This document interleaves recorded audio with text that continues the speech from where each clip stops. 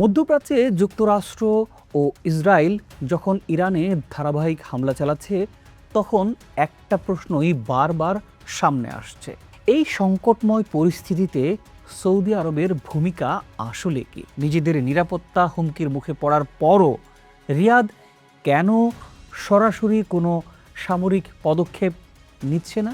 কেন তারা শুধু বিবৃতি ও কূটনৈতিক অবস্থানের মধ্যেই সীমাবদ্ধ থাকছে? তারা কি সত্যিই এই যুদ্ধের বিরোধী, নাকি আঞ্চলিক ও বৈশ্বিক হিসাব নিকাশের কারণে সচেতনভাবেই নিরপেক্ষ থাকার চেষ্টা করছে? প্রিয় দর্শক, এই প্রশ্নগুলোর উত্তর খুঁজতেই আজকের বিশ্লেষণ। আমি শাহাদাত হোসেন আছি আপনাদের সাথে। আশা করি পুরো আয়োজনে সাথেই থাকবেন। বর্তমান যুক্তরাষ্ট্র, ইসরায়েল, ইরান এই ত্রিমুখী সংঘাত সৌদি আরবকে ঠেলে দিয়েছে এক অদ্ভুত সংকটের মধ্যে। এটি শুধু সামরিকই নয়, এটি অর্থনৈতিক, কৌশলগত এবং ভবিষ্যৎ অস্তিত্বের একটা প্রশ্ন। যুদ্ধের প্রভাব এরই মধ্যে পড়তে শুরু করেছে সৌদির উচ্চভিলাষী প্রকল্পগুলোতে। পাবলিক ইনভেস্টর ফান্ড, যার লক্ষ্য ছিল ভবিষ্যতের সৌদি গড়ে তোলা, নবায়নযোগ্য জ্বালানি, পর্যটন এবং লোহিত সাগরের তীরে গড়ে ওঠা ভবিষ্যতের শহর, নিয়ম, সেই সব পরিকল্পনাতেই এখন পড়েছে কঠিন এক চাপ। ব্যয় কমানো হচ্ছে, সময়ও বাড়ানো হচ্ছে।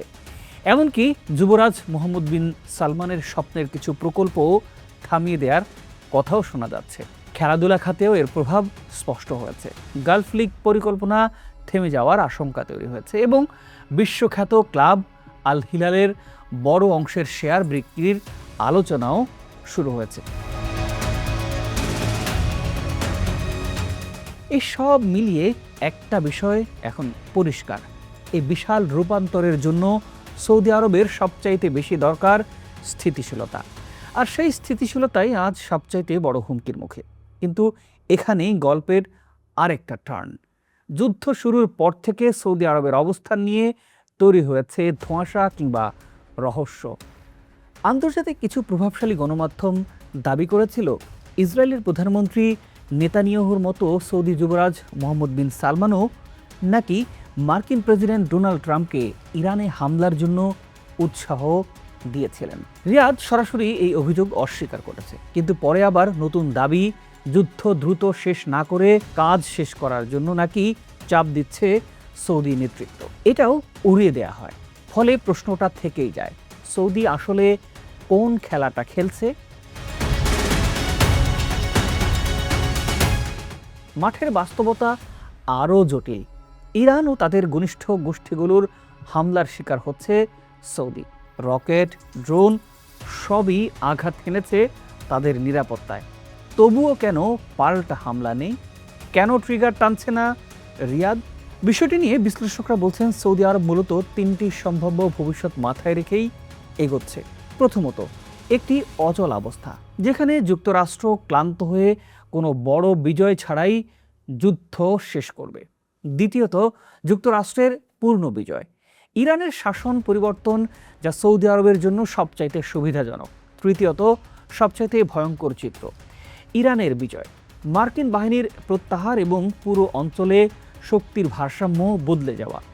সৌদি বর্তমান আচরণ বলছে তারা সবচাইতে বেশি ভয় পাচ্ছে তৃতীয় পরিস্থিতিকে। এ কারণেই তারা এক অদ্ভুত কৌশল হাতে নিচ্ছে, সব পক্ষের সঙ্গেই সম্পর্ক বজায় রাখা। একদিকে যুক্তরাষ্ট্রের মিত্র, অন্যদিকে ইরানের সঙ্গে উত্তেজনা কমানোর চেষ্টাও চালাচ্ছে। আরও একটি গুরুত্বপূর্ণ বাস্তবতা হলো, সৌদি মনে করে এই সংকটের পেছনে অনেকটাই দায়ী তাদের নিজস্ব মিত্ররাই। 2003 সালের ইরাক যুদ্ধ, 2015 সালের পারমাণবিক চুক্তি, 2019 সালে সৌদির তেল স্থাপনায় হামলার পর যুক্তরাষ্ট্রের নীরবতা, এই সব সিদ্ধান্তই ইরানকে শক্তিশালী করেছে বলে মনে করে রিয়াদ। তাদের ধারণা, ওয়াশিংটন এমন কিছু শক্তির দরজা খুলে দিয়েছে যার নিয়ন্ত্রণ এখন আর কারো হাতেই নেই। সবশেষ প্রশ্নটা আবারও সামনে আসে, সৌদি আরব কি সত্যিই আঞ্চলিক পরাশক্তি, নাকি এখনও তারা বড় খেলোয়াড়দের ছায়াতেই বন্দী আছে? কারণ শুধু বিবৃতি দিয়ে প্রভাবশালী হওয়া যায় না। একটি স্পষ্ট অবস্থান, একটি দৃশ্যমান পদক্ষেপ সেটি নির্ধারণ করে শক্তির আসল মানচিত্র। আর এই যুদ্ধ বারবার মনে করিয়ে দিচ্ছে মধ্যপ্রাচ্যের এই রণক্ষেত্র সৌদি আরব এখনও পুরোপুরি নিজের অবস্থান নিশ্চিত করতে পারেনি। প্রিয় দর্শক, এই ত্রিমুখী সংকট নিয়ে আপনার অভিমত জানতে চাই। নিশ্চয়ই মন্তব্য করে আপনার মন্তব্য জানাবেন। আজ এ পর্যন্তই। ভালো থাকুন, সুস্থ থাকুন। দেখা হবে পরের বিশ্লেষণে।